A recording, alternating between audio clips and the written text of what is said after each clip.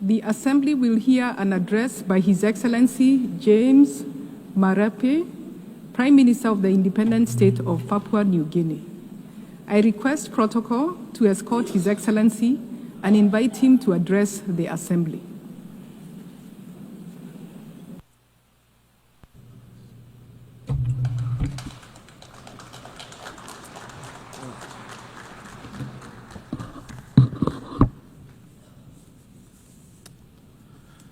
Madam President, congratulations on your election to the presidency of the 88th session of the United Nations General Assembly. I want to also thank the outgoing president for his wonderful work. Secretary General, Excellencies, distinguished delegates, ladies and gentlemen. Firstly, on behalf of my country, Papua New Guinea, I want to say thank you to Almighty God, the Creator God, for the care of my country the last 50 years. It is truly with deep honor that I bring to this assembly warm greetings from the 10 million people of my country. Just a few days ago, we celebrated 50 years of our independence, and very soon, on the 10th of October, we will mark 50 years since we joined the United Nations. And I want to say, 50 years on, we have been proud participants in the United Nations family, and we have stood to the principles of the United Nations Charter. Deep in the core of my nation's continued success, we have maintained our nation under our Constitution. At independence, the founding fathers and mothers of Papua New Guinea gave us a single constitution, something that we value to the core. Our constitution has kept our diversity together. It protects total human rights, affirms our Christian heritage, it guides the way we live and govern. Despite being Christian, for instance, we protect the freedom of religion of every sort in our country. It safeguards our culture and it protects our environment. Papua New Guinea is home to extraordinary diversity. Since time past, over 1,000 tribes have lived, over 850 languages thrive in the 600 islands that we call Papua New Guinea today. It is this one constitution that binds my country into a symphony of one nation, one people, one country. And I want to say thank you very much to the fathers of my country and to the mothers of my country who have given this wonderful constitution that protects the democracy we have today. I want to also acknowledge the work of our churches, who alongside state has delivered education, health, and community services that has contributed to holding my country together. For this, we are forever grateful. I want to say deep in the heart of this Constitution, it preserves human rights and human dignity. And we coexist amongst ourselves. If you look into PNG today, we got mosque for our Muslim brothers and sisters. We have Hindus who practice their Hindu faith. We have many religions in our country. Our Constitution, whilst pronounced our Christian faith, tolerates diversity of religion, diversity of people's opinion, diversity of individuals' choice in as far as the practice of worship and how they want to live. In a world of so much divergence, Papua New Guinea has one or two lessons to teach the world. One of them is living amidst diversity, coexisting and living in unity. Our second lesson we possibly want to speak to the world is a lesson of peace. Papua New Guinea, like many parts of the world, also has known conflicts for a decade. In fact, 14 years after independence in 1975, Bougainville Island in our country suffered extreme violence. But through dialogue under the oversight of United Nations, we've achieved the 2001 Bougainville Peace Agreement. And since then, I am happy to say not a bullet has been fired since the peace agreement was signed. We continue to resolve questions around Bougainville's future through dialogue, our Melanesian conscience, our Christian brotherhood sitting together on the table, and through our consensual process. And I want to say, Bougainville reminds us that peace can be achieved. In a world today where we struggle to find peace, I want to say peace can be found on the table of peace. I remind all who are in conflict, different conflicting parties, needless to name, peace can be found.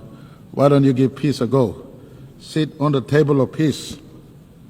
This morning I was pleased to hear Israel Prime Minister saying for the first time, or in fact he's been saying when re-emphasized again this morning, that Hamas, if you let go those who you capture, they could stop the war right now and then. That's a construct of peace. And I want to say, why don't we give peace a go? Hamas, for Israel conflict with you, you have the opportunity to give your people a moment of peace.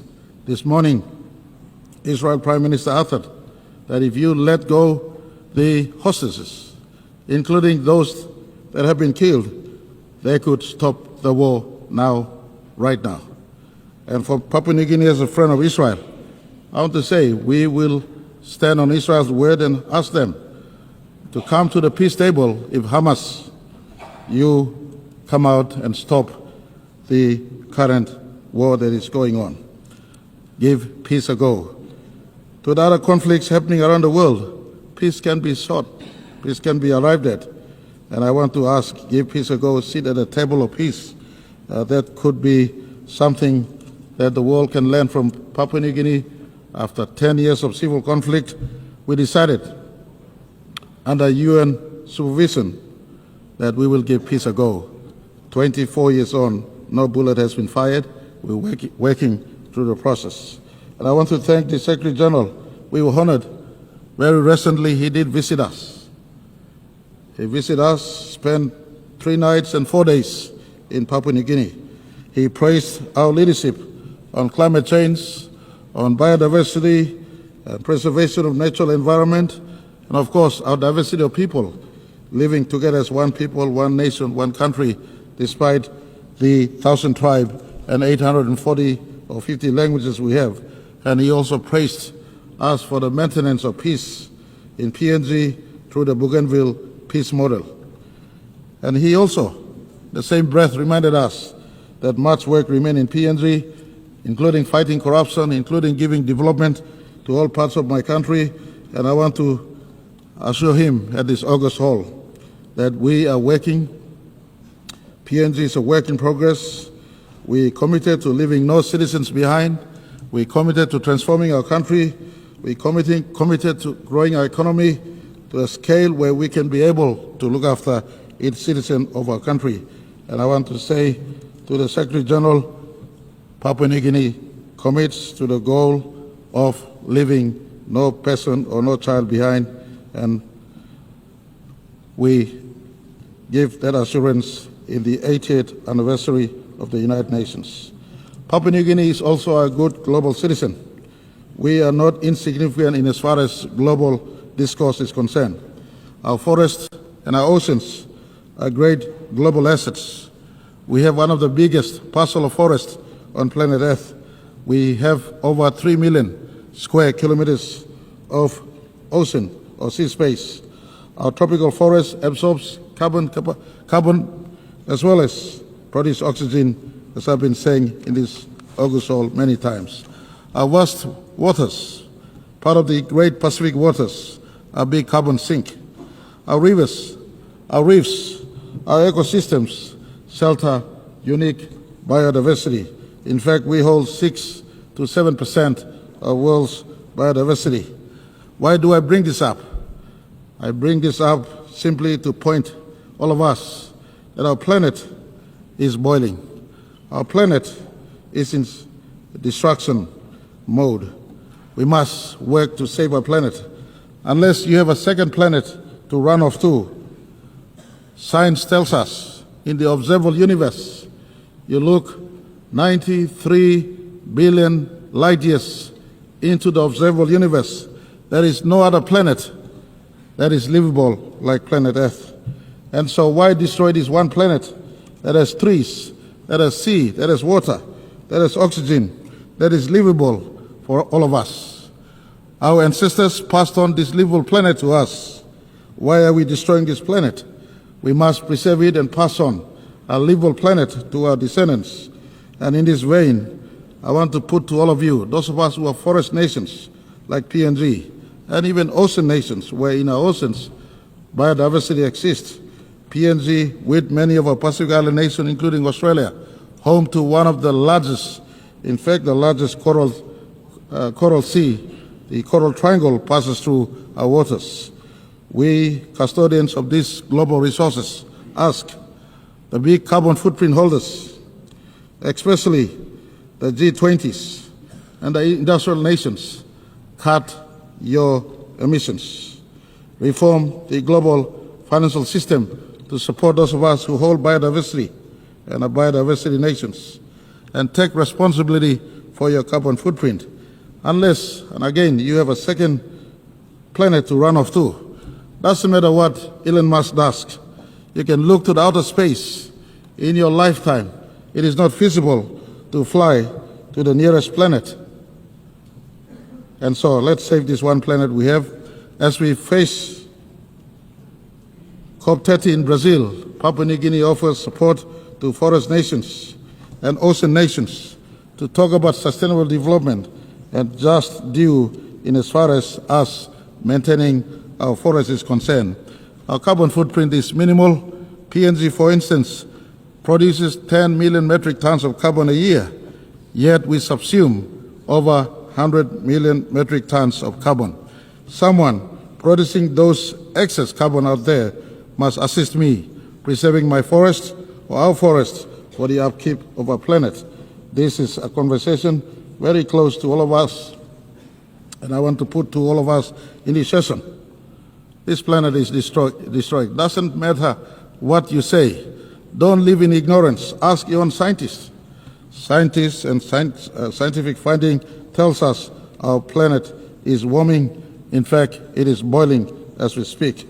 And I want to ask that the United Nations, in fact, Secretary General, His Excellency Antonio Guterres has been a strong advocate in this space. Why don't we come out and support him fully? And on this, I want to thank the United Nations for continual embrace of Papua New Guinea's aspirations and views since 1975.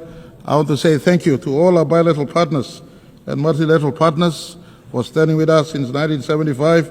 I want to thank Australia for being our strongest bilateral partner to date, including allowing us to be independent peacefully in 1975. I want to say thank you to all investors who've stood with PNG since 1975. Most of you know my line of thought.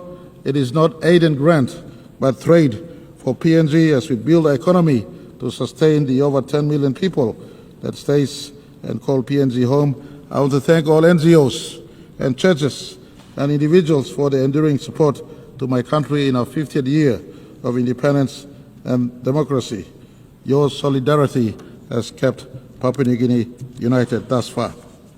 In closing, I want to say 50 years ago we entered this assembly as one of the youngest members. Today, 50 years on, we stand tall as a free, vibrant democracy, nation that is still united amidst our diversity, resilient and strong, working to grow our economy so that our people can be prosperous and to improve our region as well as contribute to the world around us. On behalf of Papua New Guinea, I want to congratulate United Nations for turning 80 this year, and to the world, 80 years may have passed.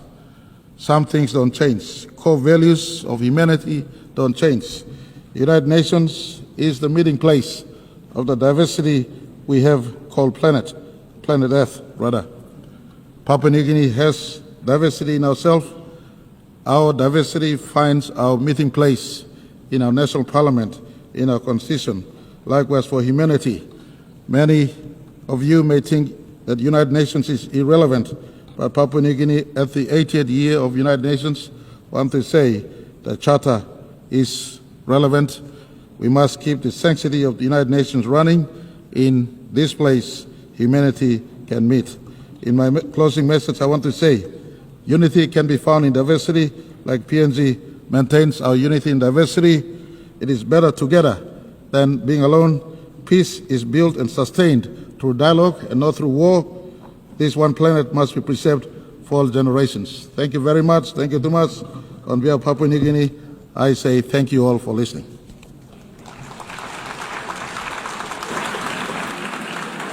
On behalf of the Assembly, I wish to thank the Prime Minister of the Independent State of Papua New Guinea.